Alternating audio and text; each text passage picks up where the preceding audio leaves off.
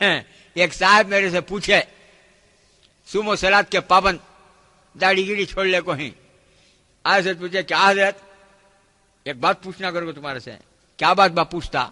کیا بھی نہیں حضرت، ہمیں گلی میں جاتے رہتے ہیں، ہمارا کام دیکھ لے کو، نیچے منڈی ڈال لے کو، ہمیں نماز یہاں اللہ کے فضل سے، اللہ کا فضل حضرت کیا کی ہمیں نیک کاما کر لے کو، کیا کی کر لے کو جاتے ہیں، داڑھی گیڑی چھوڑے ہیں.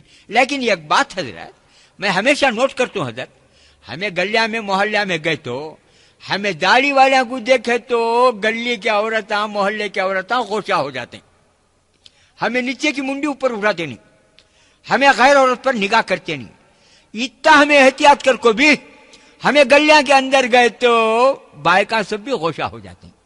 لیکن داڑھی نہیں سو یہ لوگ کتنے کی جاتے ہیں نوجوان ہیرے وہ ہیرو بن کو، ان کو دیکھے تو سامنے ہونٹ کھڑ جاتے ہیں نا حضرت. گوشہ بھی ہوتے نہیں، پردہ بھی کرتے نہیں، کیا بھی ہلتے بھی نہیں، حضرتے بھی نہیں. ہم نہ دیکھے تو گوشہ ہوتے ہیں، بے داڑھی والوں کو دیکھے تو گوشہ نہیں ہوتے نا. کائی کو حضرت کر کو میرے سے پوچھا، اسے آئی تو گرفتاری دیکھو، میرے سے جا کو پوچھا. میں بولے آپ تو پریشان گریشان ہونے کو با. انہوں گوشہ ہونے کی دو وجہ. پہلی وجہ کیا، انہوں داڑھی والوں کو دیکھے تو مرتبہ نے سمجھتے ہیں سو. تم لوگوں کو مرتبہ نے سمجھ کو گوشہ ہو جاتے ہیں. اب داڑھی نہیں سو آدمیوں کو دیکھے تو گوشہ کائی کو نہیں ہوتے ہی سو کتو.